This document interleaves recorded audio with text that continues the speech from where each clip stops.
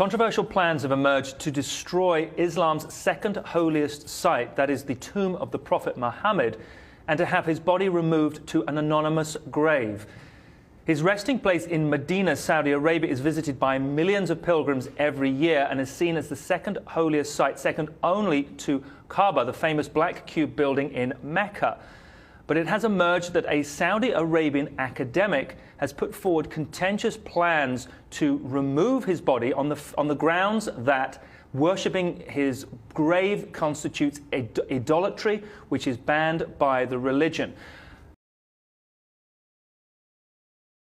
Now, Mark, not only do they want to remove his body and put it in an anonymous grave, but they also want to destroy the Green Dome, the famous Green Dome that houses, or that's the roof of the building in which it's housed, and a number of the buildings around it. What kind of support does he have here, do you suppose?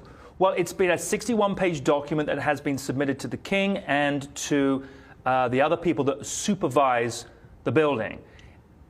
Here's what Dr. Alawi, director of the Islamic Heritage Research Foundation, has to say about it. Quotes, "People visit the chambers, which are the rooms where the Prophet's family lived, and turn towards the burial chamber to pray.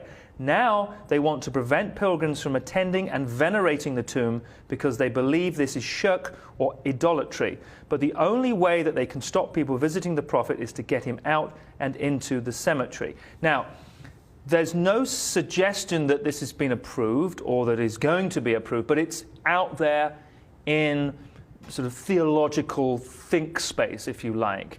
And this is coming from a particular hardline Sunni aspect or interpretation of the religion, as I said, which is very, very tough on idolatry.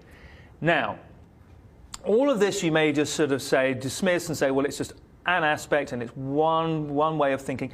However, you have to bear in mind and remember that not so long ago, or very, very recently, there was a report that up to 95% of the surrounding buildings, the heritage buildings, some of them 1,000 years and more than 1,000 years old, surrounding Mecca, have actually been destroyed. Now, this was something that was kept very, very quiet, or has continued to be very, very quietly kept secret by the Saudi Arabian government. But 95%, apparently, according to certain sources, of buildings surrounding Mecca have been destroyed. The reasons for that are to build hotels and shopping malls to accommodate all of the pilgrims and the visitors that come every year on their pilgrimage.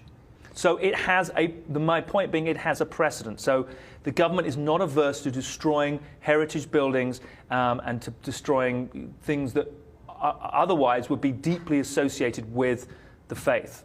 I'm sure there'll be a great debate about this. This is a change that wouldn't happen lightly. It would have to come after great debate, and I'm sure people within the Muslim faith various Muslim faiths have their opinions about this. I'm curious to know what people's thoughts are on it. I mean, certainly it would cause a huge rift, a huge sectarian rift as well. As I said, this is an extreme